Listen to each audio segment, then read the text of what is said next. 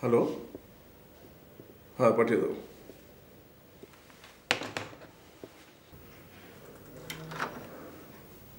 May I come in sir?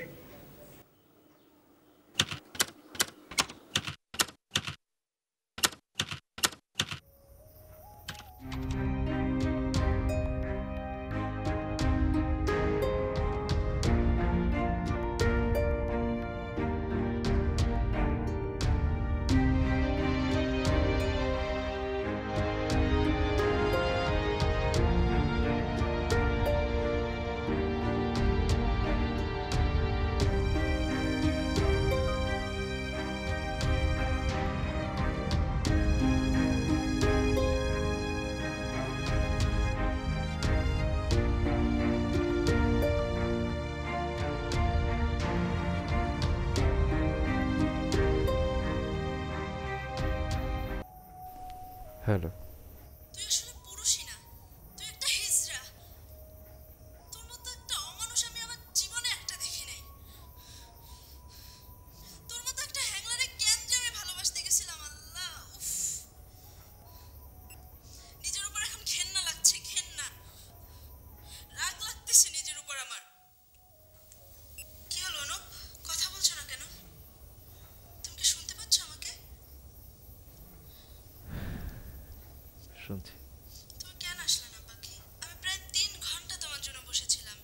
এদিকে তোমার মোবাইলটাও বন্ধ। স্টেশনের অতগুলো অপরিচিত মানুষের মধ্যে নিজেকে কতটা অসহায় লাগছিল তুমি বুঝতে পারো?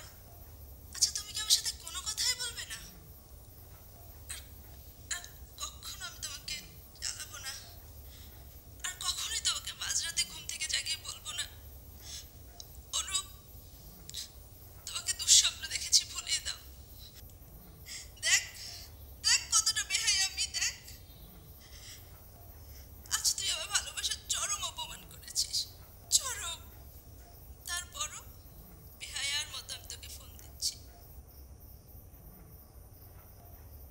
এই চিটারের বাচ্চা, শুনতে পাচ্ছিস? কালকে আমার বিয়ে। কোথায় কোথায় গেল তোর সেই বড় বড় বড় বড় কথা? কোথায় গেল তোর সেই শপথ? কথা বলছিস না কেন রূপ?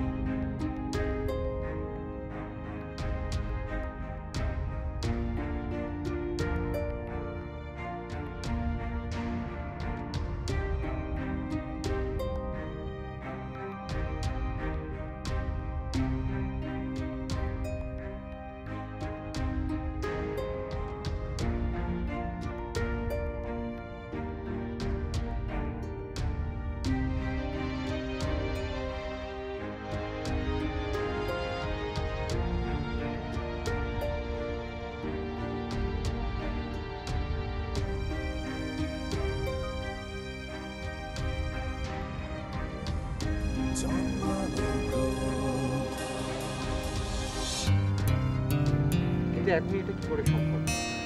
ইন্টারভিউ তো ভালো হয়েছে, কিন্তু আমার জন্য তো আর কারো সুপারিশ নেই। আর আজকাল চাকরির বাজারে যোগ্যতার চেয়ে সুপারিশটাই বড় যোগ্যতা। তাহলে শোনো না, আপাতত তোমার টিউশনের টাকা দিয়ে আমাদের হয়ে যাবে। আমিও প্রয়োজন টিউশনি করাবো, তারপর দেখবা সব ঠিক হয়ে যাবে। কিন্তু মাত্র 2টো টিউশনির পয়সায় সংসার চালানো সত্যি। আর তাছাড়া তুমি ভুলে যেও না, মা কিন্তু এখনো আমার পাঠানো টাকা দিয়ে টুকুর পড়াশোনা চালাচ্ছে। অনু, আমি তোমার কোনো কথাই শুনতে চাই না। তুমি আমাকে বিয়ে করবে, আজই বিয়ে করবে এবং এক্ষুনি বিয়ে করবে, শেষ। ইমোশন সব ক্ষেত্রে ভালো ফলাফল দেয় না সপ্তর্ষি। আমি এখনও একবেলা খাই তো 3 বেলা খাই না। আর তুমি যেভাবে বড় হয়েছো তাতে এই ধরনের কষ্ট তোমার শুধু না। তাহলে আমি কি করব? বাবা মার কথা মতো নাহিয়ানকে বিয়ে করব, এটাই বলতে চাচ্ছ তুমি? তাই ভালো। নাহিয়ানের বাবা তো শুনেছি বড় আমলা ছিল। উনি অনেক টাকা পয়সাও রেখে গেছেন নিশ্চয়ই। আর তার ছেলে নিশ্চয়ই তোমাকে অভাবে রাখবে না। তাই না? তাই? আচ্ছা, ভালোবাসাকে তুমি টাকা দিয়ে মাপছো অনু? ছি! চা তো ঠান্ডা হয়ে বরফ হয়ে যাচ্ছে।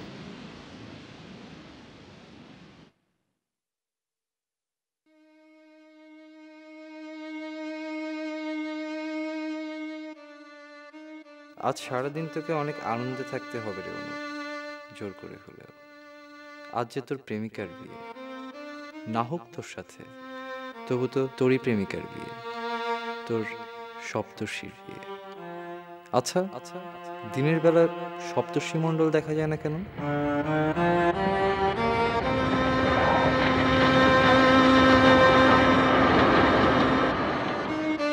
এ আমি কি করলাম?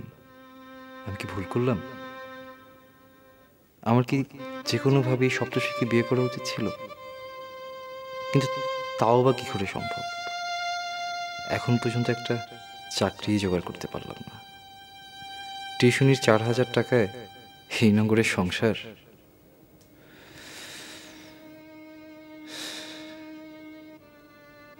মার ছোটর কথাই বা আমি কি করে ভুলি?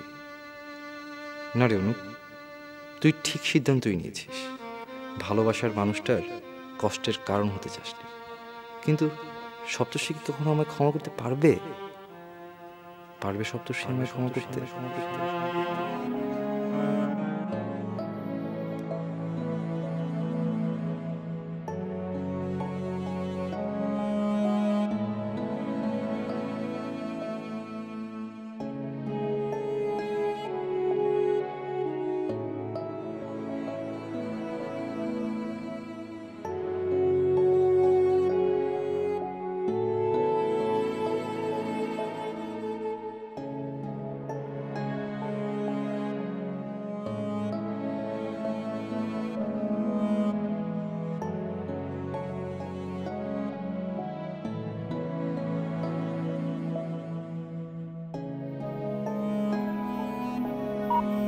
হয়তো তোমাকে ভোলা যাবে না, তবে আর কখনো যোগাযোগের চেষ্টা করবে না, প্লিজ। আর চাকরি পেলেই বিয়ে করবে। নিজের প্রতি খেয়াল রেখো, ভালো থেকো।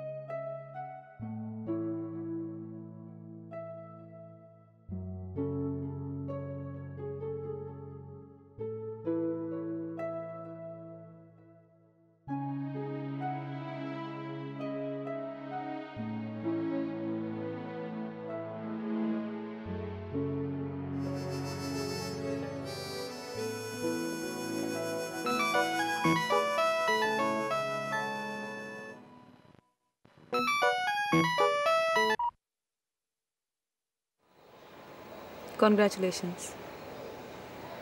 ঋতু ঋতু আমি তোমার অনুভূতি আমি পুরো টের পাচ্ছি, তোমার কিচ্ছু বলা লাগবে না, সব বুঝতে পারছি আমি। না না তুমি আমার কথা তুমি চুপ চুপ, একদম চুপ। এখন বলেন কখন খাওয়াবেন মিষ্টি মিস্টার এক্সিকিউটিভ? না শোনো, আজকে আমি বলবো, আজকে আমি বলবো, আমাকে বলতে তো আজকে আমি বলবো। আজকের দিন নিয়ে 4 বছর 5 মাস 3 দিন তুমি আমার জন্য ওয়েট করছো, কারো কথায় কান দাও নেই, কত অপমান তুমি সহ্য করেছো। এই মেয়ে তুমি কি, তুমি জানো না তুমি কি? আমি তো প্রেমিক না, প্রেমের যোগ্যতা আমার নাই। প্রেমিকা দুইটাই তুমি। মানে ভালোবাসার প্রতিযোগিতায় আমি নাই, আমি সবসময় হেরে গেছি এবং আমি আজীবন হারবো এবং হারতে চাই, আমার হারতে খারাপ লাগবে না। আমার তো জীবনটা হতভাগা একটা জীবন ছিল, কালারলেস লাইফ। আমি হ্যাপি, আমি কত এই একটু সরি আমি কত হ্যাপি আমি তোমাকে বোঝাতে পারবো না।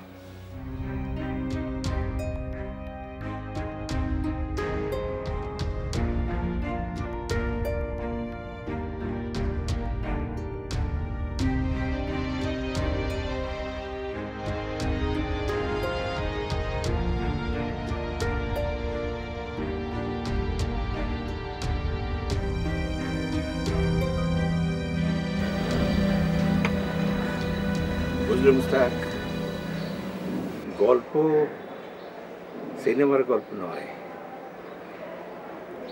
সজ্ঞানে আমি কখনো নীতি বিসর্জন দিইনি।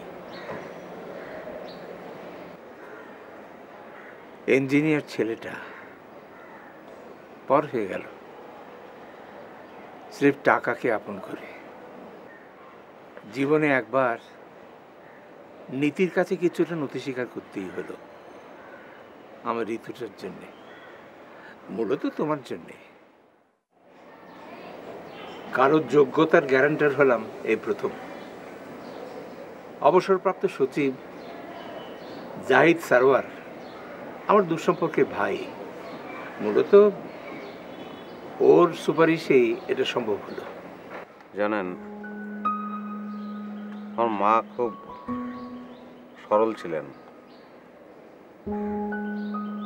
মা বিশ্বাস করতেন যে তার ছেলে একদিন একটা কিছু করবেই, বিরাট কিছু হবে।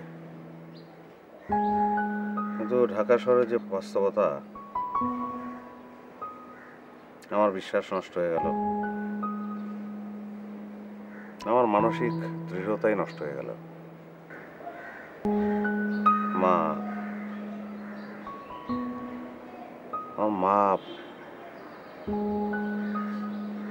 মা মারা গেলেন প্রায় বিনা চিকিৎসায়।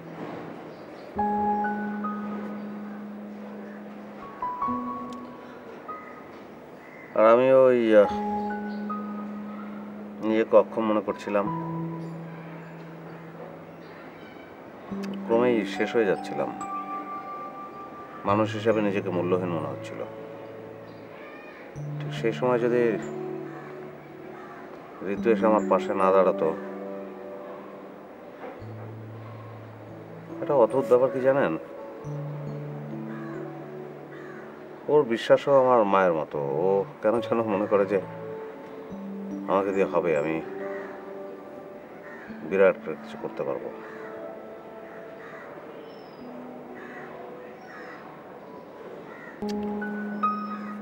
কিন্তু ওর বিশ্বাসের দামটা তো দিতে পারলাম না। মাঝখান থেকে আপনি ছোট হলেন আমার জন্য। থামো তো ছেলে,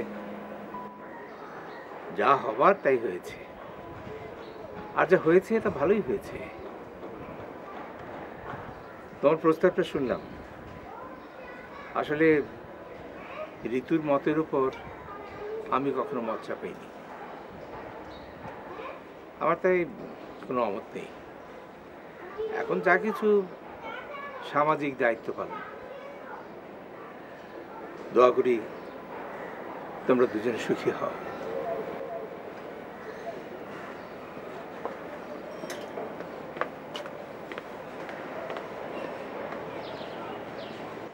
একটা কথা কি জানো,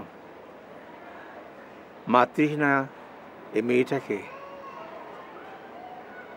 আমি আমার হাতের তালুর মতো স্পষ্ট করে চিনি। আমার ঋতুটা ভীষণ রকমের নরম আর চাপা স্বভাবের মেয়ে। কষ্টে কষ্টে শেষ হয়ে গেলেও ও তোমাকে কোনো দিন বুঝতে দেবে না। সেদিকটা একটু খেয়াল রেখো বাবা। ওর বিশ্বাস আর অনুভূতির প্রতি আমার শ্রদ্ধা আছে। আপনি শুধু আমাদের জন্য একটু দোয়া করবেন। আচ্ছা, তোমার ডেজিগনেশনটা যেন কি? জি, জুনিয়র এক্সিকিউটিভ অফিসার। ও,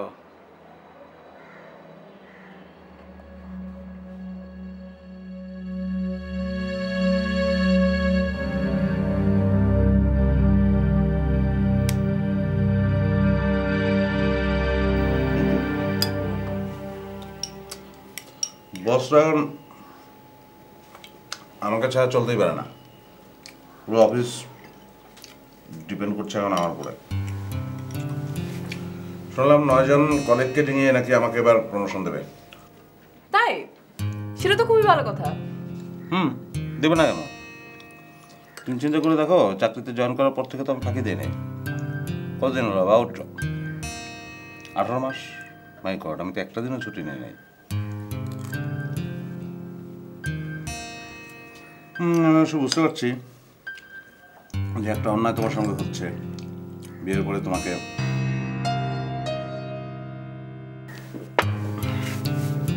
দেরি হয়ে যাচ্ছে আমার। আমি তো কখনো কোনো ত্রুটি রাখিনি। আমি সবসময় তোমাকে স্যাটিসফাই করার চেষ্টা করেছি। তুমি যেটা পছন্দ করো সে অনুযায়ী করি। আর তুমি আমার একটা কথাও শোনো না। তুমি আগে কেমন ছিলে আর এখন কেমন? তুমি চিন্তা করে দেখো তো, বিয়ের আগে আর এখন কত পার্থক্য। আগে তোমার সব কিছু ছিল আমাকে ঘিরে। ঋতু প্লিজ, সকালবেলা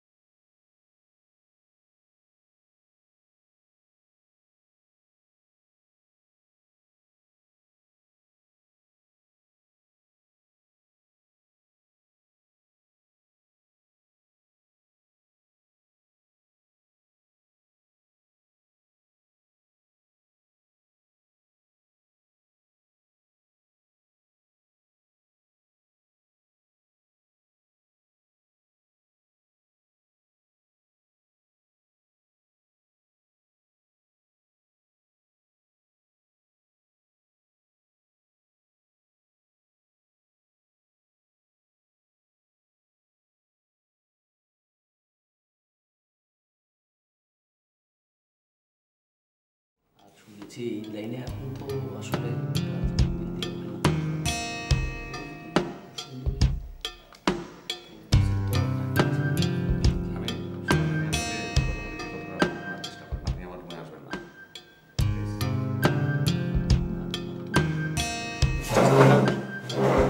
Get out!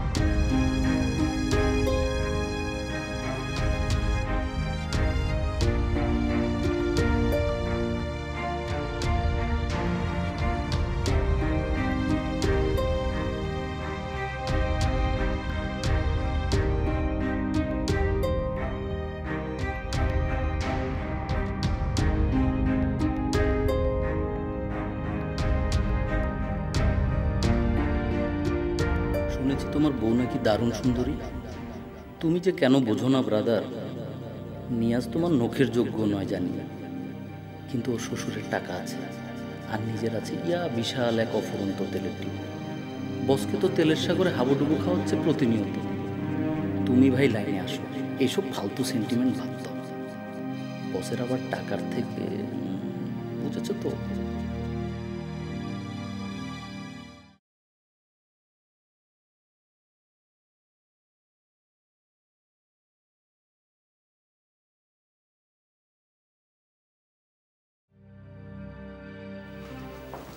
শোনো, ওই আমি লাঞ্চে যাচ্ছি, আর ব্যাংক থেকে জাহাঙ্গীর সাহেব আসলে ওনাকে বসতে বলবে। হ্যাঁ জি স্যার। ওকে। কালকে প্রমোশনের অ্যানাউন্সমেন্টটা ও মনে করতেছে ওর নামেই যাবে। শুনো, ওই বাবার অ্যাকাউন্ট থেকে বসের অ্যাকাউন্টে কি ট্রান্সফার হয়েছে টাকাটা? আচ্ছা, হ্যাঁ হ্যাঁ, আর তুমি করো, অ্যাকাউন্ট নম্বরটা কি মিলাবো নাকি? দরকার আছে? গেছে না? আচ্ছা আচ্ছা।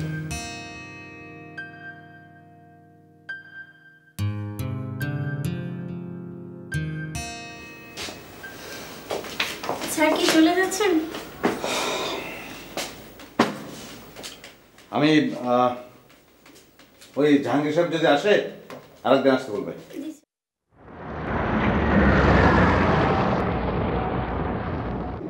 এটা একটা কথা বললেন আপনি জিহাদ ভাই। আপনাকে মনে রাখবো না, আমি কাকে মনে রাখবো? সময় হলে আপনি টের পাবেন যে আমি অকৃতজ্ঞ না।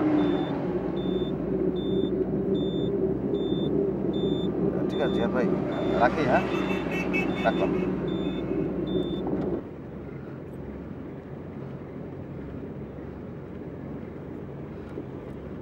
এই, হ্যাঁ কি হয়েছে তোমার? কোনো প্রবলেম?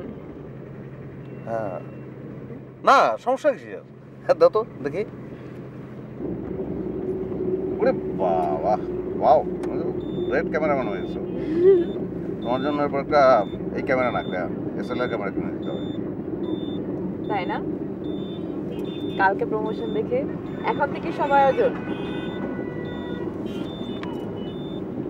আমার না খুব খুশি লাগছে জানো, একদম আগের মতো। বিয়ের আগে সব যেমন ছিল ঠিক তেমন। বিয়ের পর তো তুমি কেমন যেন হয়ে গেল, তোমার চাকরি, দৌড়। আমার না ভয় হয়েছিল যে আমি তোমাকে হারিয়ে ফেলছি। এখন আর সেটা মনে হয় না। একটা বোকা আসলে।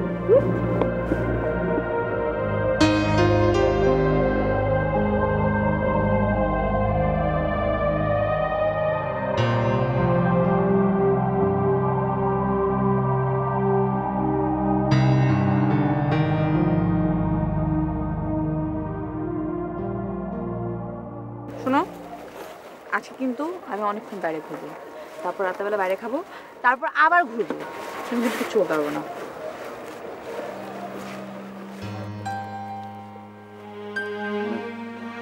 For the last time, I need your help.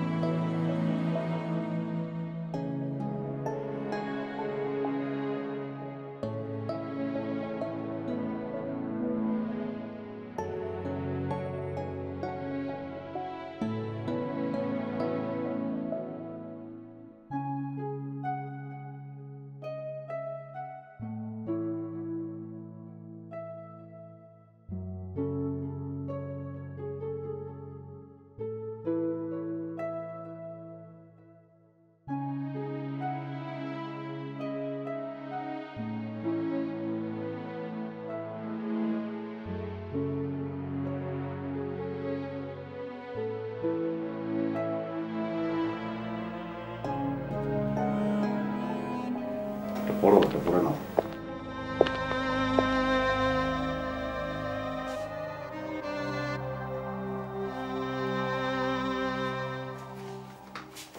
কি আমার দিকে তাকিয়ে বলো, কি করব? তুমি তুমি আমার আমার কথা তুমি বুঝতে পারছো না। মানে এটা শুধু আমার প্রমোশনের ব্যাপার না, আমার এতদিনের তৈরি করা ওয়ার্ক এফিসিয়েন্সির মুখে লাথি মারা হচ্ছে। মানে I am just going to be killed. কালকে আমার প্রমোশন হওয়ার কথা, আমার নাম কালকে ঘোষণা হওয়ার কথা, কিন্তু ঘোষণা হবে নিয়ে যে নাম। ওয়াই? কেন? আমি কেন? তুমি আমি তুমি তুমি জাস্ট তুমি না কেন? কেন না তুমি? তোমার সঙ্গে প্রেমের আগে যদি অন্য কারোর সঙ্গে তোমার রিলেশনশিপ থাকতো আমি কি জানতাম? আমি জানি সেটা। থাকলেও থাকতে পারতো, আমি মেনে নিতাম না সেটা। তাহলে এটা মানতে আমার অসুবিধা কোথায়? Just please, please for gods sec, just শোনো। প্লিজ চুপ করো, আমি আর শুনতে চাই না। ঋতু ঋতু ঋতু ঋতু জাস্ট একটা শোনো শোনো, তুমি জাস্ট একবার, তারপর আমরা ভুলে যাবো যে এরকম কিছু ঘটেনি আমাদের জীবনে এরকম কিছু ঘটেনি। আমি ভুলে যাবো, তুমি আমি দুজনে ভুলে যাবো। বাট আই হ্যাভ বিন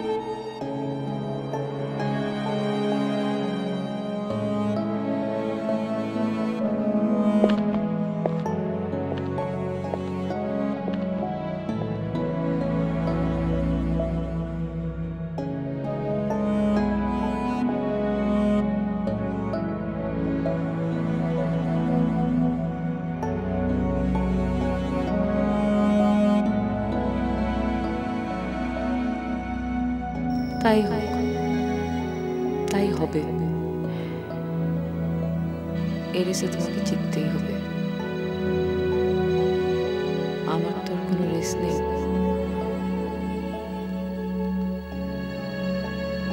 জানো তো, আমার সব কিছুই তুমি। তোমার জন্যই আমার সমস্ত উৎসর্গ, সব। তোমাকে হারতে দেব না আমি। হারবে না। তুমি কেন মরবে? মরণ জ্বালা তো আমার কপালেই লেখা।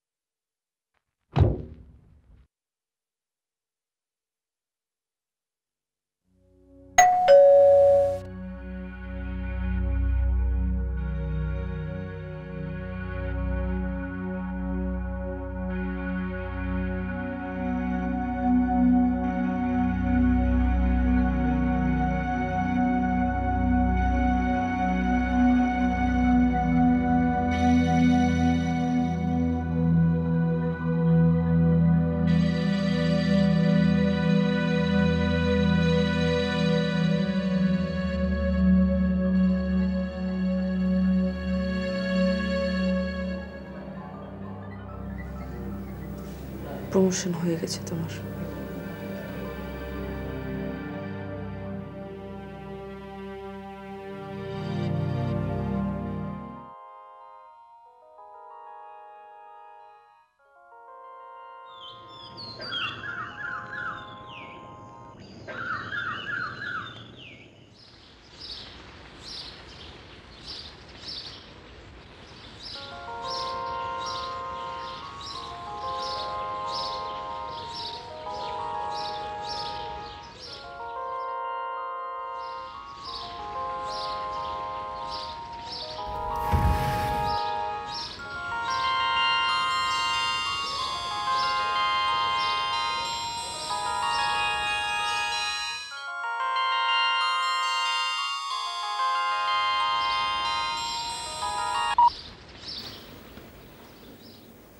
হ্যালো ঋতু।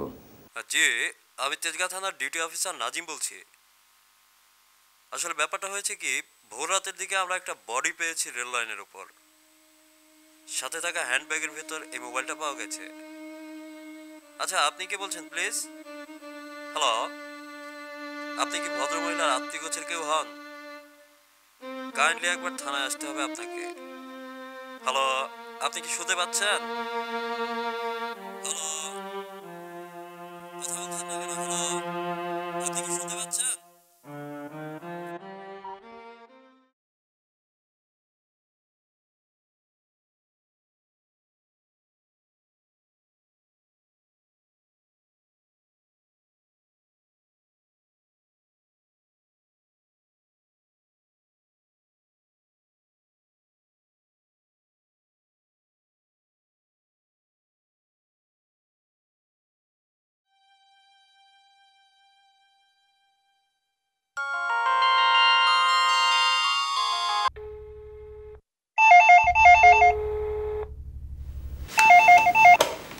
হ্যালো, কোথায় তুমি?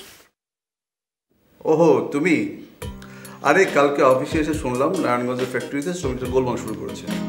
তারপর সারাটা দিন ওখানে, রাতটা কোনো রকম রেস্ট হাউসে কাটিয়ে এই মাত্র অফিসে ফিরলাম। কেন? না মানে বাসায় ফেরোনি, সারা রাত ফোন বন্ধ ছিল। Sorry sorry, I am so sorry. আসলে হঠাৎ একটা ঝামেলায় পড়ে গেলাম তো। ঠিক আছে, কখন আসবে? এই তো লাঞ্চের পরে একটা প্রমোশন অ্যানাউন্স, তারপরে চলে আসবো। আচ্ছা শোনো, আজকে শেয়ারটনের পার্টি আছে, মনে আছে? ওখানে গিয়ে সাথে থাকবেন। কাইন্ডলি তোমাকে আরেকটু বার ম্যানেজ করতে হবে প্লিজ। শোনো, ওই যে এবার হল্যান্ডে গিয়ে তোমার জন্য একটা ডায়মন্ড সেট নিয়ে আসবো। ওই যে একটা গোল্ডেন টোনের একটা ছবি তুলে নিয়ে আসছিলাম, মনে আছে? হ্যাঁ ওইটা প্লিজ।